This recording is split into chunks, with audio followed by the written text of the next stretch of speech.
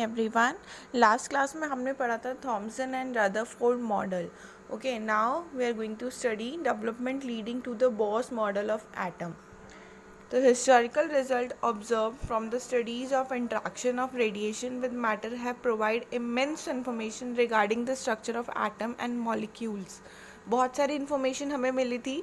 जितनी भी स्टडीज़ हुई हैं, इंट्रैक्शन हुआ है रेडिएशन का मैटर के साथ, यानी कि जब भी मैटर के बारे में पढ़ा गया है तो ये बोला गया है कि उससे रेडिएशंस निकलते हैं. या फिर रदरफोर्ड मॉडल में हमने पढ़ा था कि जब भी इलेक्ट्रॉन मूव करता है तो उसमें से रेडिएशन निकलना चाहिए, इलेक्ट्रोमैग्नेटिक रेडिएशन जनरेट होना चाहिए.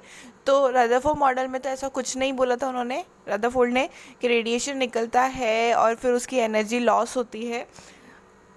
तो Niels Bohr utilise these result to improve upon the model propose by Rutherford. तो रदरफोर्ड ने जो मॉडल प्रपोज किया था उसको एक्सपेंड किसने किया? नील्स बोर ने. Two development played a major role in the formation of Bohr's model of atom. These were, तो उन्होंने दो चीज़ें बताई थी. जो बॉस का मॉडल था उसके अंदर उन्होंने टू थिंग्स हमें बताई हैं. वो क्या है? Dual characteristics of the electromagnetic radiation, which means the radiation possessed both wave like and particle like properties. तो बोर ने क्या बोला कि इलेक्ट्रोमैग्नेटिक रेडिएशन की दो कैरेक्टरिस्टिक्स हैं. वो क्या? कि ये वेव की तरह भी बिहेव कर सकता है और पार्टिकल की तरह भी बिहेव कर सकता है. Okay, and experimental result regarding atomic spectra. और रेडिएशन अगर निकलता है तो एक स्पेक्ट्रम भी बनना चाहिए, तो वो स्पेक्ट्रम के बारे में भी नील्स बोर ने बताया. First we will discuss about the dual nature of electromagnetic radiation. Experimental result regarding atomic spectra will be discussed in section 2.4. तो अभी इस क्लास में हम किसके बारे में बात करेंगे? जो डुअल नेचर है इलेक्ट्रोमैग्नेटिक रेडिएशन का, उसके बारे में. So wave nature of electromagnetic radiation. In the mid-19th century, physicists actively studies absorption and emission of radiation by heated object. हम यहाँ पढ़ रहे हैं इलेक्ट्रोमैग्नेटिक रेडिएशन का वेव नेचर. और मिड-19th सेंचुरी में फिजिक्स ने क्या ऑब्जर्व किया था कि जो हीटेड ऑब्जेक्ट्स होते हैं, यानी कि जब ऑब्जेक्ट्स को हीट दी जाती है तो उनके अंदर एब्जॉर्प्शन भी होता है एंड एमिशन भी होता है. These are called thermal radiations. और जो ये एब्जॉर्प्शन होता है और रेडिएशन होता है, इसको क्या बोला जाता है? Thermal radiations. They try to find out of what the thermal radiation is made. तो फिजिक्स ने क्या फाइंड आउट करने का सोचा कि ये थर्मल रेडिएशन बना किससे हुआ है. It is now a well known fact that thermal radiations consist of electromagnetic wave of various frequency और वेवलेंथ. तो फिर क्या पता चला कि जो थर्मल रेडिएशन है वो एक्चुअल में क्या है? इलेक्ट्रोमैग्नेटिक वेव्स हैं, अलग अलग फ्रिक्वेंसी की या फिर अलग अलग वेवलेंथ की. It is based on a number of modern concept which were unknown in the mid-19th century. अभी हमें पता है कि ये जो थर्मल रेडिएशन है ये क्या है? इलेक्ट्रोमैग्नेटिक रेडिएशन है ना. ये पहले नहीं मालूम था. बहुत सारे मॉडर्न कॉन्सेप्ट ऐसे हैं जो मिड-19th सेंचुरी के बाद आए, जिनके वजह से ये पता चल सका कि ये जो इलेक्ट्रोमैग्नेटिक रेडिएशन है वही क्या है? थर्मल रेडिएशन है. First active study of thermal radiation laws occurred in 1850s, and the theory of electromagnetic wave and the emission of such wave by accelerating charged particle was developed. तो पहली बार जब ये thermal radiation के बारे में जो पता चला था वो कब था? 1850 के अंदर. तब and the theory of electromagnetic waves and the emission of such waves by accelerating charged particle. और क्या पता चला था कि चार्ज पार्टिकल को एक्सेलरेट करने के बाद ही क्या निकलता है? एमिशन होता है और इलेक्ट्रोमैग्नेटिक वेव्स जनरेट होती हैं. In the early 1870s by James Clerk Maxwell, which was experimentally confirmed later by Heinrich Hertz. तो 1870 में इस चीज़ को बताया था किसने? जेम्स क्लर्क मैक्सवेल ने, और जिसे बाद में कंफर्म किया किसने? हेनरिच हर्ट्ज ने. Here we will learn some fact about electromagnetic radiation. यहाँ हम इलेक्ट्रोमैग्नेटिक रेडिएशन के कुछ फैक्ट्स पढ़ने जा रहे हैं. James Maxwell 1870 was the first to give a comprehensive explanation about the interaction between the charged bodies and the behavior of electrical and magnetic field or microscopic level. तो James Maxwell ने first person थे वो जिन्होंने ये explain किया था कि जो चार्ज बॉडीज़ होती हैं उनका इंट्रैक्शन या फिर उनका बिहेवियर कैसे होता है जब उनको इलेक्ट्रिकल और मैग्नेटिक फील्ड दिया जाता है. He suggested that when electrically charge particle move under acceleration alternating electrical and magnetic field are produce and transmitted. तो उन्होंने क्या बोला कि जो इलेक्ट्रिकली चार्ज पार्टिकल होते हैं जब वो एक्सेलरेट होते हैं, मूव करते हैं, तो इलेक्ट्रिकल और मैग्नेटिक फील्ड जनरेट होता है और ट्रांसमिट होता है. These field are transmitted in the form of waves. और जो ये फील्ड जनरेट हुआ और ट्रांसमिट हुआ, ये किस फॉर्म में होता है? वेव्स की फॉर्म में, जिसे बोला जाता है इलेक्ट्रोमैग्नेटिक वेव्स और इलेक्ट्रोमैग्नेटिक रेडिएशन. और इन्हीं चार्ज पार्टिकल के एक्सेलरेट होने से जो वेव जनरेट होती है उसे क्या बोला जाता है? इलेक्ट्रोमैग्नेटिक वेव्स और electromagnetic radiation. Light is the form of radiation known from early days, and speculation about its natures date back to remote ancient time. सबसे जो अर्ली डेज का रेडिएशन है जिसे हम जानते हैं वो क्या है? लाइट. और इसका जो स्पेकुलेशन है वो बहुत पुराने टाइम से चला हुआ आ रहा है. In earlier days light was suppose to be made of particles. पहले के टाइम में लोग क्या मानते थे कि लाइट किससे बनी हुई है? पार्टिकल से बनी हुई है, जैसे न्यूटन ने बोला था. And light was suppose to be made particle, जिसे बोला जाता है कॉर्पिकल्स. किसने ये डिफाइन किया था कि लाइट पार्टिकल से बनी है? न्यूटन ने. और उन्होंने लाइट के पार्टिकल्स को क्या बोला था? Corpuscles. It was only in the 19th century when wave nature of light was establish. और 19th सेंचुरी में ही ये बोला था कि लाइट क्या है? लाइट का एक वेव नेचर होता है, ना कि वो पार्टिकल होता है. Okay. Maxwell was again the first to reveal the light waves are associated with oscillating electric and magnetic character. तो मैक्सवेल ने, वो फर्स्ट पर्सन थे मैक्सवेल जिन्होंने ये बोला कि लाइट वेव्स क्या है? ये ऑस्किलेटिंग इलेक्ट्रिकल और मैग्नेटिक कैरेक्टर, यानी कि यहाँ इसके पार्टिकल मूव करते हैं, ऑस्किलेट करते हैं, तभी इलेक्ट्रिकल और मैग्नेटिक वेव जनरेट होता है. उन्होंने फिगर 2.6 में बताया कि 3 एक्सिस हैं, यानी कि लाइट ट्रैवल करती है किसके? एक्स एंड जेड एक्सिस के परपेंडिकुलर हम बोल सकते हैं. And then electrical and magnetic field generate होता है. ठीक है, ये जो रेड लाइन आपको शो कर रही है वो क्या है? Electric field component. और ब्लू लाइन क्या शो कर रही है? Magnetic field component. और एक्स डायरेक्शन यानी कि जो उसका डायरेक्शन ऑफ प्रोपगेशन है. अगर वेव एक्स डायरेक्शन में मूव कर रही है, ठीक है, तो इलेक्ट्रिक फील्ड जनरेट होगा जेड डायरेक्शन के अंदर और मैग्नेटिक फील्ड जनरेट होगा वाई डायरेक्शन के अंदर. ये किसने बताया था? मैक्सवेल ने बताया था. और ये किसकी वजह से होता है? पार्टिकल्स के ऑस्किलेशन की वजह से. Although electromagnetic wave motion is complex in nature, we will consider here only a few simple properties. और electromagnetic motion क्या है? थोड़ा बहुत कॉम्प्लेक्स है, तो इसे यहाँ पे हम उसकी कुछ प्रॉपर्टीज़ के बारे में ही बढ़ेंगे. फर्स्ट है the oscillating electrical and magnetic field produce by oscillating charge particles.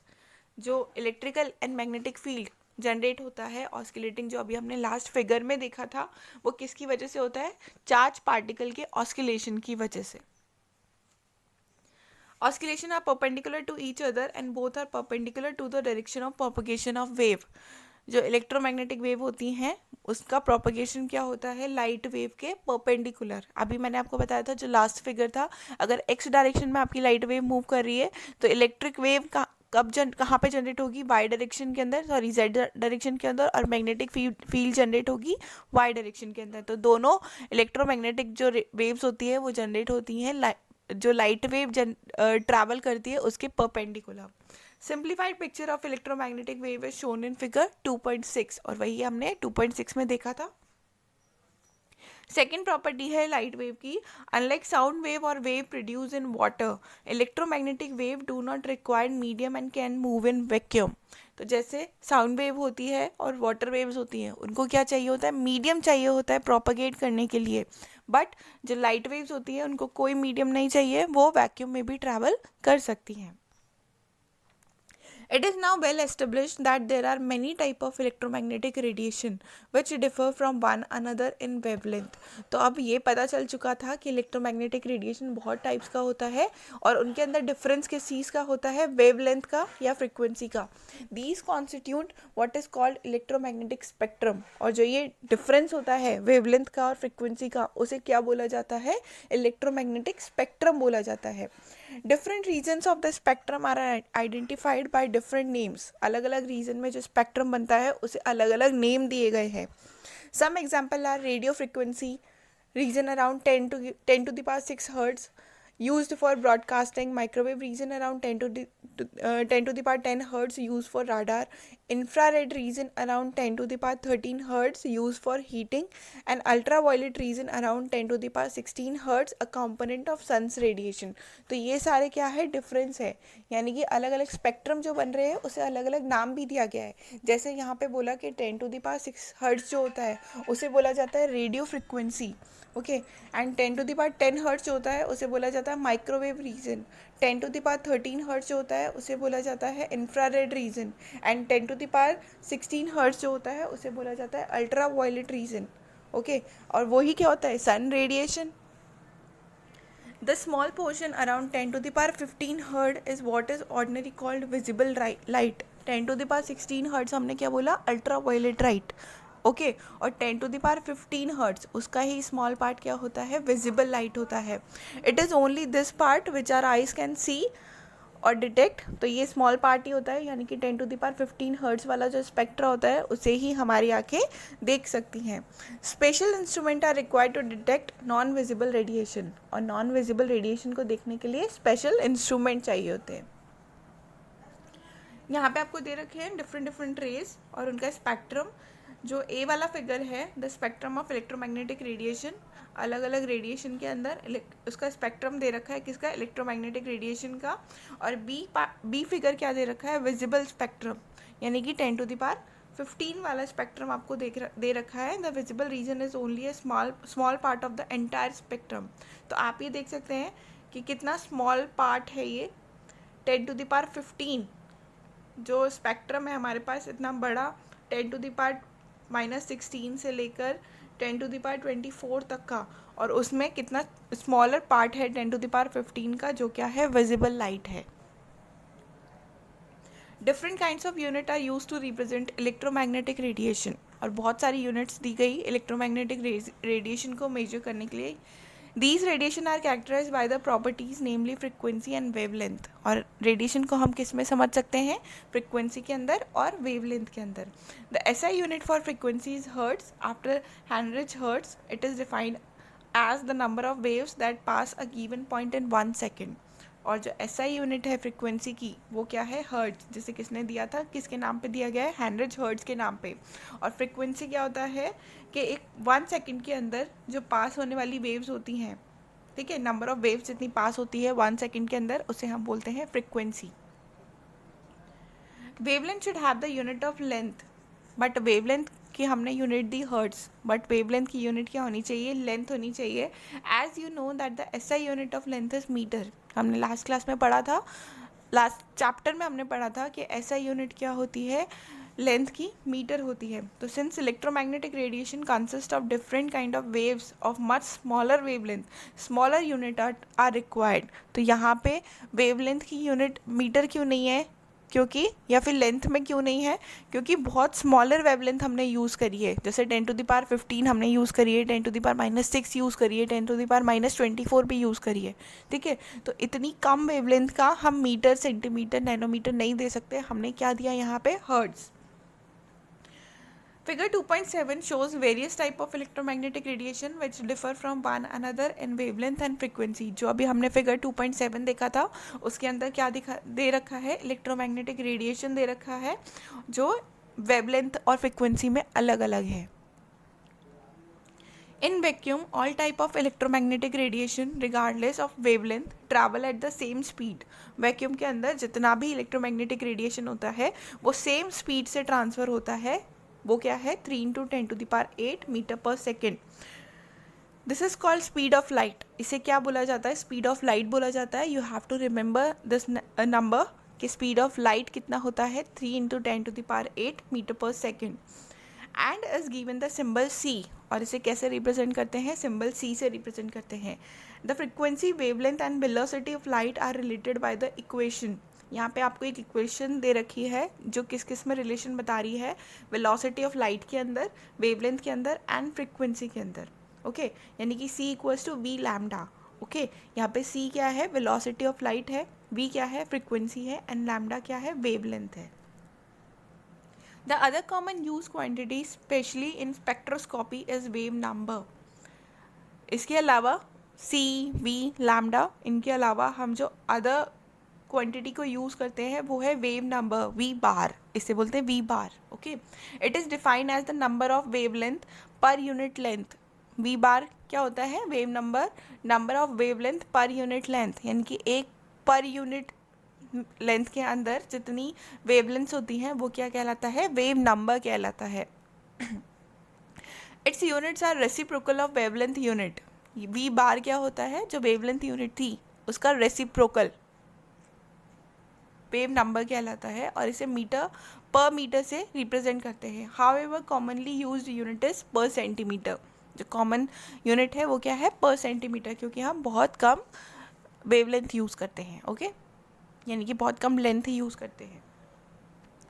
Next topic is particle nature of electromagnetic radiation, या फिर हम इसे बोल सकते हैं प्लांक क्वांटम थ्योरी। अभी हम मैक्सवेल थ्योरी के बारे में बात कर रहे थे, जो क्या है?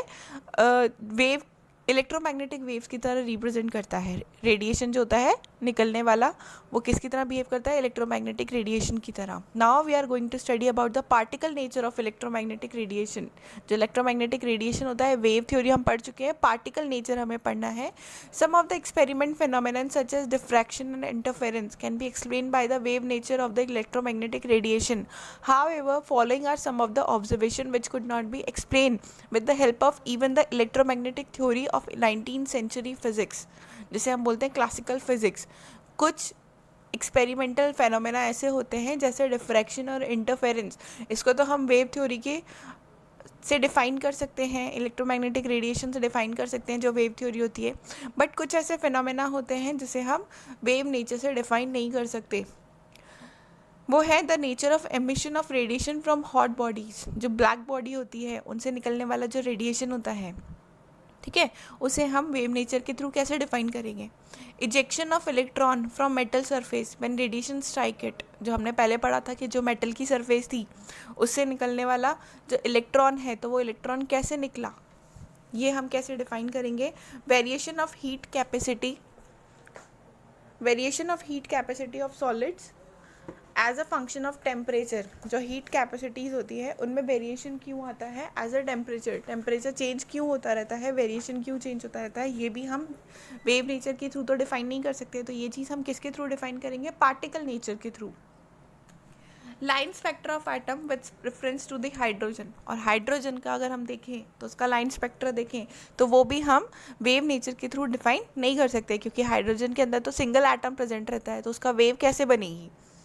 These phenomena indicate that the system can take energy only in discrete amount। तो ये जितने भी हमने अभी पढ़े एक्सपेरिमेंट्स, इनके अंदर क्या है कि एनर्जी, ये सब जैसे ब्लैक बॉडी से एमिशंस होता है, हाइड्रोजन का स्पेक्ट्रा हमें देखना है, तो ये चीज़ हम वेव नेचर के थ्रू डिफाइन नहीं कर सकते। These phenomena indicate that the system can take energy on an discrete form। System, जो पर्टिकुलर सिस्टम है, हाइड्रोजन है, ब्लैक बॉडी है, वो क्या कर रहा है? डिस्क्रीट अमाउंट में एनर्जी ले रहा है। और वेव क्या होता है? कंटिन्यूस वेव बनती है, वो डिस्क्रीट नहीं होती है। All possible energies can not be taken up और रेडिएटेड। जितनी भी एनर्जी उन्होंने ली है, हाइड्रोजन ने जितनी भी एनर्जी ली है वो सारी रेडिएट नहीं कर रहा है ना? ब्लैक बॉडी ने जितनी भी एनर्जी ली है वो सारी एमिट नहीं कर रहा है। It is noteworthy that the first concrete explanation for the phenomena of black body radiation mentioned above was given by Max Planck in 1900। तो जितने भी ऊपर थ्योरी हमने पढ़ी थी, एक्सप्लेनेशन हमने पढ़ा था ब्लैक बॉडी का, हाइड्रोजन का, वो सब किसने दिया था? मैक्स प्लांक ने दिया था 1900 के अंदर। Let us first try to understand this phenomena which is given below. तो मैक्स प्लांक ने क्या फेनोमेना दिया था, क्या थ्योरी दी थी, वो हम पढ़ेंगे। So hot objects emit electromagnetic radiation over a wide range of wavelength। जितने भी हॉट ऑब्जेक्ट्स होते हैं वो क्या करते हैं? इलेक्ट्रोमैग्नेटिक रेडिएशन छोड़ते हैं वेवलेंथ्स में। At high temperature and appreciable proportion of radiation is in the visible region of the spectrum. और हमने पढ़ा कि जो हाई टेम्परेचर होता है वहाँ पे रेडिएशन जो होता है वो विजिबल होता है, जैसे हमने विजिबल लाइट बोली थी। As the temperature is raised, जब और ज़्यादा टेम्परेचर बढ़ा दिया जाए, a higher proportion of short wavelength is generated. तो शॉर्ट वेवलेंथ की बहुत सारी वेव जनरेट होती हैं जिसे बोलते हैं blue light.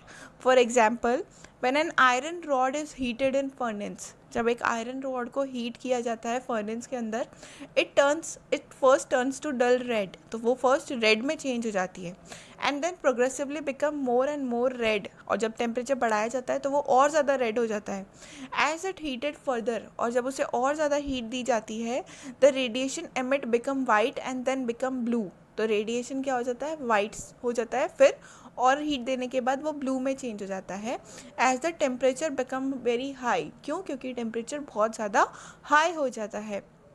This means that red radiation is most intense at a particular temperature and the blue radiation is more intense at another temperature. तो हम ये बोल सकते हैं कि red radiation एक particular temperature पे intense होता है, यानी कि एग्रेसिव होता है, और हम ये बोल सकते हैं दूसरे टेम्परेचर पे ब्लू रेडिएशन एग्रेसिव होता है. Okay, this means intensity of radiation of different wavelength emitted by hot body depend upon its temperature. तो हम ये बोल सकते हैं जो रेडिएशन की इंटेंसिटी है वो अलग अलग वेवलेंथ पे अलग अलग होती है, और वो किस चीज़ पे डिपेंड करती है, टेम्परेचर पे डिपेंड करती है.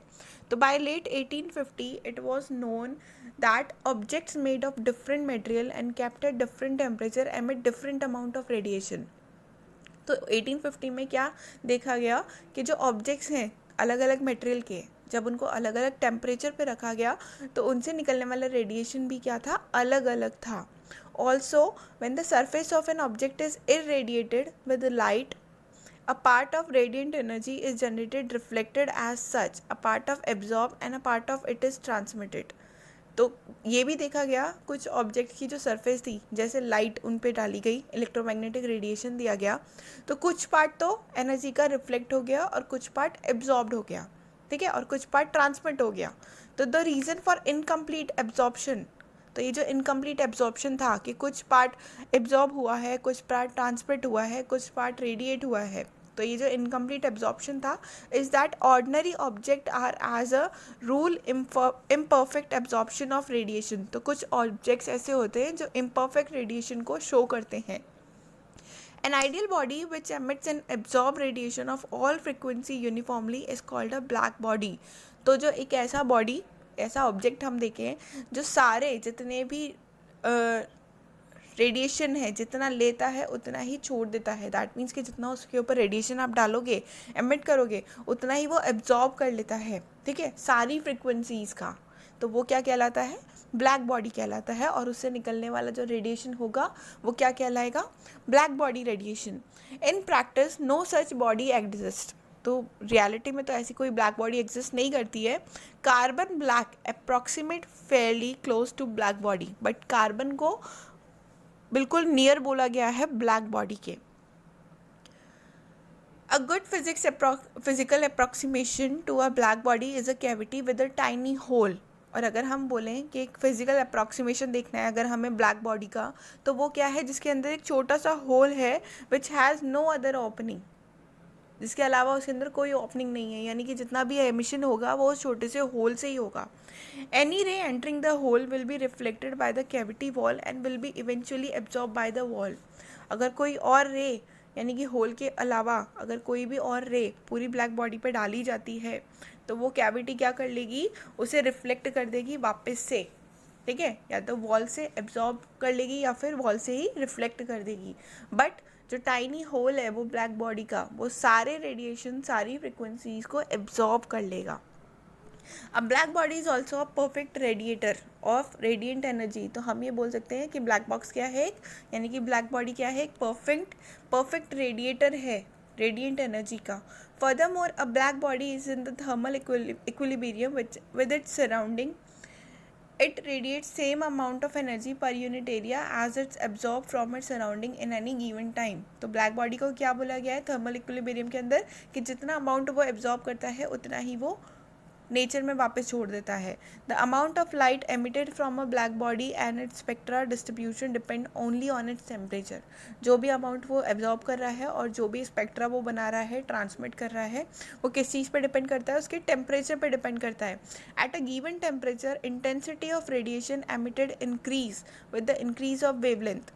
एक पर्टिकुलर टेम्परेचर पे रेडिएशन की जो इंटेंसिटी है वो एमिशन इंक्रीज हो जाता है जब हम वेवलेंथ को इंक्रीज करते हैं, और when reaches its a maximum value at a given wavelength and then started decreasing with further increase of wavelength, और जब वो मैक्सिमम वैल्यू पे पहुंच जाता है रेडिएशन, तो वो वापस से डिक्रीज होने लग जाता है। ओके, तो also as the temperature increase maxima of the curve shift to shorter wavelength, तो जैसे ही टेम्परेचर इंक्रीज होता है मैक्सिमा होने के बाद वो वापस से शॉर्ट लेंथ पे पहुंच जाता है। Several attempts were made to predict the intensity of radiation as a function of wavelength, तो कुछ ऐसे प्रोडिक्शन लगाए गए थे रेडिएशन की इंटेंसिटी पे वेवलेंथ के रेस्पेक्ट में, but the result of the above experiment could not be explain satisfactory on the basis of the wave theory of light.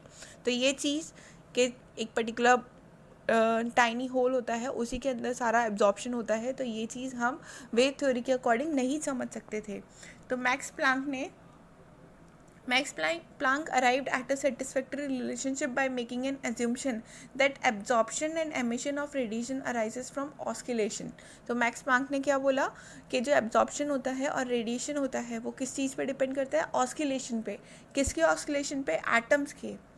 Atoms in the wall of black body, जो black body है उसकी wall पे जो atoms present हैं, जब वो ऑस्किलेट कर रहे हैं तभी क्या हो रहा है, रेडिएशन हो रहा है या एब्जॉर्प्शन हो रहा है। Their frequency of oscillation is changed by interaction with oscillators of electromagnetic radiation, और जो फ्रीक्वेंसी ऑस्किलेशन की वो कब चेंज होती है, जब इलेक्ट्रोमैग्नेटिक रेडिएशन की वेवलेंथ या हम बोले फ्रीक्वेंसी चेंज होती है। Planck assumed that radiation could be subdivided into discrete chunks of energy, तो ये जो रेडिएशन है वो उसको किस चीज़ में डिवाइड कर सकते हैं हम, डिस्क्रीट चंक्स, यानी कि छोटे छोटे पार्ट्स में हम डिवाइड कर सकते हैं एनर्जी के। He suggested that atoms and molecules could emit or absorb energy only in discrete quantities and not in a continuous manner।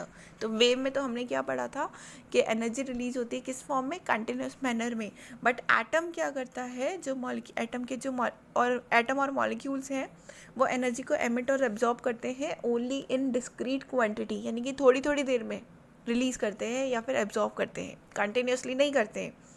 तो he gave the name quantum to the smallest quantity of energy that can be emitted or absorbed in the form of electromagnetic radiation।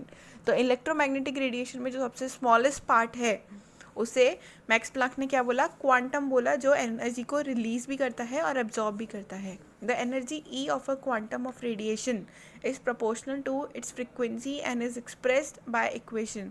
तो जो smallest energy है यानी कि जो quantum है उसकी energy कितनी है, E equals to H mu. यहाँ पे h क्या है, प्लांक कांस्टेंट है, E क्या है, एनर्जी है क्वांटम की, एंड V क्या है या फिर म्यू हम बोले वो क्या है, frequency. The proportionality constant h is known as Planck constant. जो यहाँ पे हमने h लगाया था प्रोपोर्शनलिटी कांस्टेंट वो क्या है, प्लांक कांस्टेंट है, और इसकी वैल्यू कितनी होती है 6.626 इंटू 10⁻34 जूल into second।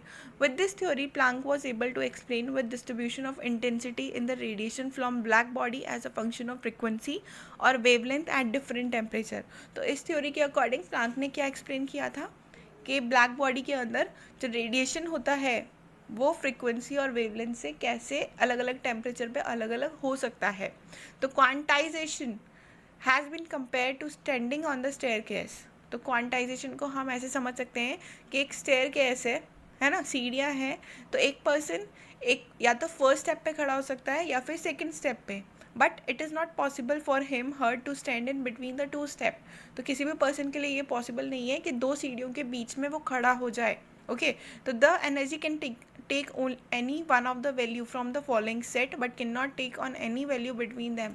तो जो एनर्जी है क्वांटम की, ठीक है, वो या तो 0 हो सकती है या h में हो सकती है या 2 h में हो सकती है या 3 h में हो सकती है, वो कभी भी इन सब के बीच में नहीं निकलेगी। ओके,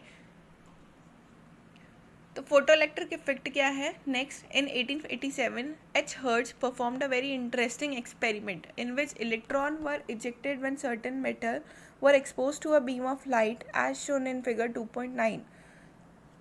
फोटोइलेक्ट्रिक इफेक्ट किसने दिया था 1887 में, H. Hertz ने। उन्होंने क्या किया था, एक्सपेरिमेंट किया था जिसके अकॉर्डिंग जो इलेक्ट्रॉन्स है वो इजेक्ट हो रहे थे एक सर्टेन मेटल से जब उसके ऊपर बीम ऑफ लाइट को छोड़ा गया था। फिगर 2.9 में ये शो कर रखा है जिसे बोला गया फोटो इलेक्ट्रिक इफेक्ट, यानी कि कोई भी ऐसा मेटल जैसे पोटेशियम है, रुबीडियम है, कैल्शियम है, इनके ऊपर जब बीम ऑफ लाइट छोड़ी गई तो वो इलेक्ट्रॉन को इजेक्ट कर रहे थे। इसे इस जो पर्टिकुलर सेटअप था इसे बोला गया photo electric effect. The phenomena is called photo electric effect. The result observe in the experiment were, और जो एक्सपेरिमेंट से रिजल्ट निकाले गए उसके अकॉर्डिंग क्या था, the electrons are ejected from the metal surface as soon as the electrons are ejected from the metal surface as soon as the beam of light strike the surface। तो photoelectric effect के according जो result निकाले गए उसके according कि electron जैसे ही surface से निकल जाते हैं, इजेक्ट हो जाते हैं, जैसे उनके ऊपर बीम ऑफ लाइट छोड़ी जाती है। यानी कि किसी भी मेटल के ऊपर जब बीम ऑफ लाइट को आप डालते हो तो वो उसी टाइम पे इलेक्ट्रॉन्स को इजेक्ट कर देता है। That is there is no time lag between the striking of light beam and the ejection of electron from the metal surface. यानी कि कोई टाइम बीच में बिल्कुल नहीं रहता कि जो इलेक्ट्रॉन के इजेक्शन का होगा और साथ में मेटल सरफेस पे बीम ऑफ लाइट के छोड़ने का होगा। The number of electron ejected is proportional to the intensity of brightness of light. और जितने इलेक्ट्रॉन निकल रहे हैं यानी कि नंबर ऑफ इलेक्ट्रॉन्स किसके प्रोपोर्शनल होंगे, किसके इक्वल होंगे, जो इंटेंसिटी है या ब्राइटनेस है लाइट की उसके इक्वल होंगे। For each metal there is a characteristics minimum frequency v not.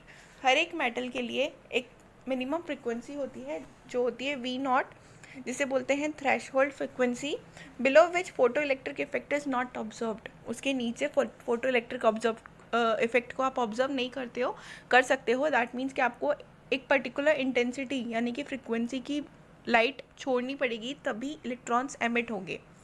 At a frequency B is greater than V not the ejected electron come out with certain kinetic energy. और जब आप उनको एक particular frequency की beam of light छोड़ोगे किसी भी metal के ऊपर तो इलेक्ट्रॉन्स को एक काइनेटिक एनर्जी मिलेगी ताकि वो मूव कर सकें।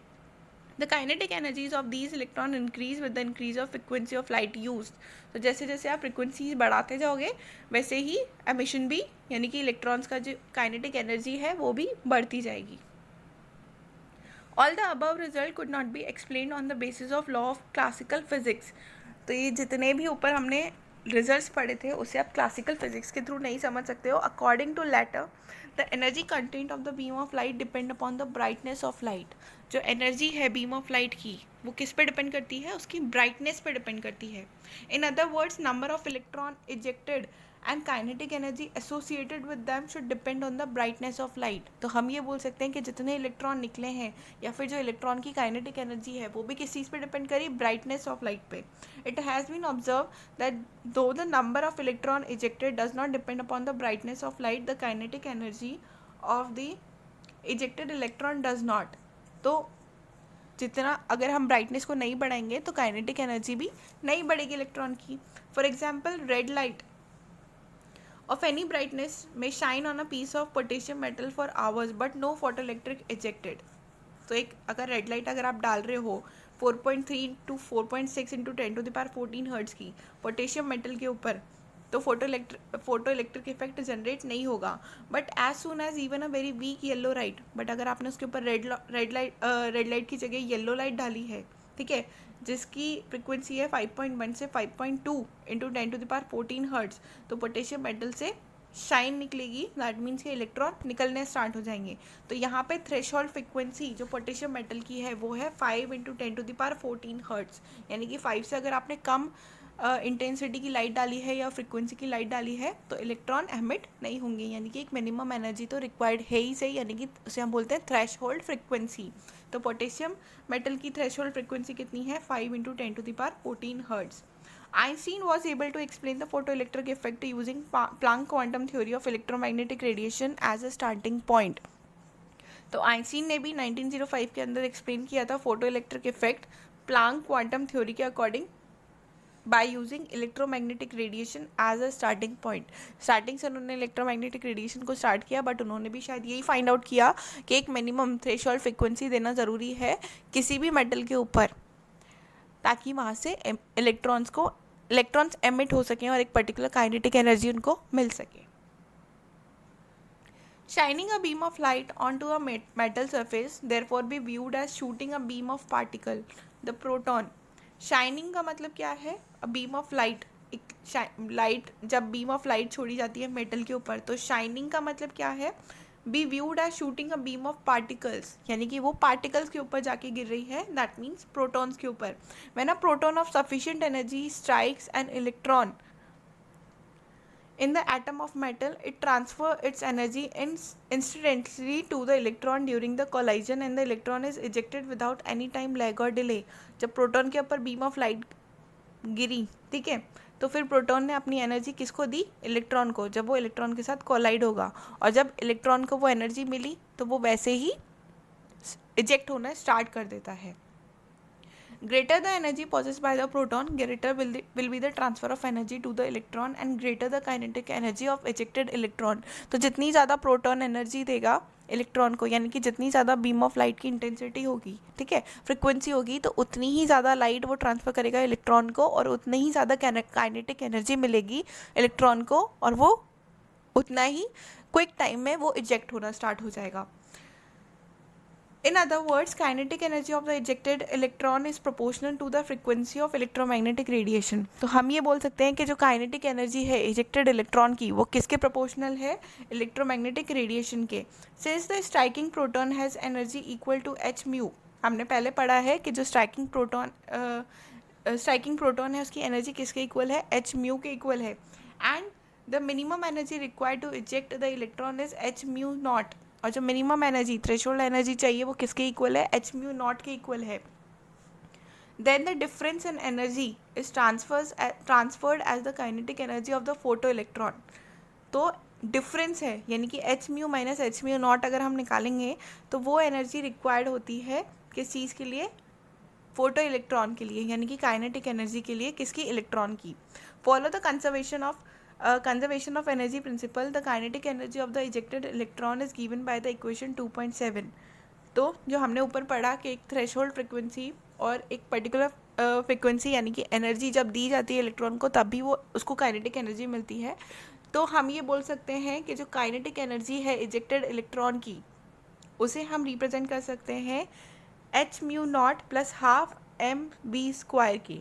यहाँ पर एम ई क्या है? मास ऑफ इलेक्ट्रॉन है. एन बी क्या है? वेलोसिटी है जो इजेक्टेड इलेक्ट्रॉन से अटैच्ड है.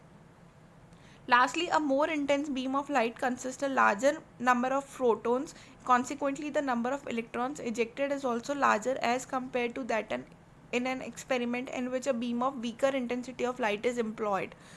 इसकी जस्ट अपोजिट अगर हम बोलें कि अगर जो बीम ऑफ लाइट है वो बहुत सारे प्रोटॉन से कनेक्ट हो रही है, कोलाइड हो रही है, ठीक है, और वो बहुत सारे प्रोटॉन्स अगर इलेक्ट्रॉन से कोलाइड हो रहे हैं, वो अपनी एनर्जी इलेक्ट्रॉन को ट्रांसफ़र कर रहे हैं, तो बहुत सारे इलेक्ट्रॉन्स एक बार में निकल सकते हैं, इजेक्ट हो सकते हैं. ओके, तो ये टेबल 2.2 है. इसके अंदर आपको वर्क फंक्शन दिखाया रखा है फ्यू मेटल्स का. जैसे लिथियम का होता है 2.42, सोडियम का होता है 2.3, पोटेशियम का होता है 2.25, मैग्नीशियम का होता है 3.7, कॉपर का होता है 4.8 एंड सिल्वर का होता है 4.3. तो ये चीज़ आपको जो वैल्यू दे रखी है वो किसके क्या है एक्चुअल में? Work function. दैट मीन्स कि ये पर्टिकुलर एनर्जी तो रिक्वायर्ड होती है इलेक्ट्रॉन को एमिट होने के लिए. Next is dual behaviour of electromagnetic radiation. Dual behaviour क्या रिप्रेजेंट करता है? अभी हमने पढ़ा है कि इलेक्ट्रोमैग्नेटिक रेडिएशन वेव की तरह भी इफेक्ट करता है, वेव की तरह भी बिहेव करता है और पार्टिकल की तरह भी बिहेव करता है. तो डुअल बिहेवियर जो है इलेक्ट्रोमैग्नेटिक रेडिएशन का, उसके according the particle nature of light pose a dilemma for scientists. On the other hand, it could explain the black body radiation and photoelectric effects satisfactorily, but on the other hand, it was not consistent with the known wave of light, which could account for the phenomena of interference and diffraction. अगर हम जो dual nature है उसके according जब जो light है अगर वो पार्टिकल की तरह बिहेव कर रही है तो आप ब्लैक बॉडी रेडिएशन और फोटो इलेक्ट्रिक इफेक्ट तो उससे आसानी से समझा सकते हो, बट जो अदर इफेक्ट थे जैसे इंटरफेरेंस और डिफ्रैक्शन था उसे आप नहीं समझ सकते. The only way to resolve the dilemma was to accept the idea that light possessed both particle and wave like property. तो जो साइंटिस्ट के लिए ये कन्फ्यूजन था कि वेव जो होती है यानी कि इलेक्ट्रोमैग्नेटिक रेडिएशन है वो वेव की तरह बिहेव करता है या पार्टिकल की तरह बिहेव करता है. तो इस चीज़ को सॉल्व करने के लिए साइंटिस्ट ने ये चीज़ एक्सेप्ट कर ली कि जो इलेक्ट्रोमैग्नेटिक रेडिएशन है वो पार्टिकल की तरह भी बिहेव करता है और वेव की तरह भी बिहेव करता है. Whenever radiation interact with matter, it displays particle-like property in contrast to the wave-like property, which it exhibits when it's propagate. तो जब भी कोई रेडिएशन इंट्रैक्ट करता है मैटर के साथ तो वो पार्टिकल की तरह बिहेव करता है, ठीक है। और जब उसमें से निकलने वाली जो रेज होती हैं वो किसकी तरह बिहेव करती हैं, वेव की तरह बिहेव करती हैं। Which is it exhibits when it's propagate, जब वो एटमोसफियर में प्रोपगेट हो रही है तो वो वेव की तरह बिहेव कर रही है। जब कोई मैटर के ऊपर स्ट्राइक कर रही है वेव तो वो पार्टिकल की तरह बिहेव कर रही है। This concept was totally align to the way the scientist thought about matter and radiation and it took them a long time to become convinced of its validity. तो बहुत लंबा टाइम लगा scientist को ये चीज़ समझने के लिए कि इलेक्ट्रोमैग्नेटिक रेडिएशन का डुअल नेचर होता है। It turn out as you shall see later that some microscopic particle like electron also exhibits this wave particle duality. और आगे आप पढ़ेंगे कि इलेक्ट्रॉन, यानी कि हमने ये तो बोला कि एटमॉस्फेयर में इलेक्ट्रोमैग्नेटिक रेज वेव की तरह बिहेव करती हैं, बट मैटर के ऊपर वो एक पार्टिकल की तरह बिहेव करती हैं। बट आगे आप पढ़ोगे कि इलेक्ट्रॉन जो है सबसे स्मॉलेस्ट पार्टिकल भी जो है वो भी किसकी तरह बिहेव कर रहा है, वेव की तरह भी बिहेव कर रहा है एंड पार्टिकल की तरह भी बिहेव कर रहा है। दैट मीन्स हम ये बोल सकते हैं कि इलेक्ट्रोमैग्नेटिक रेडिएशन का डुअल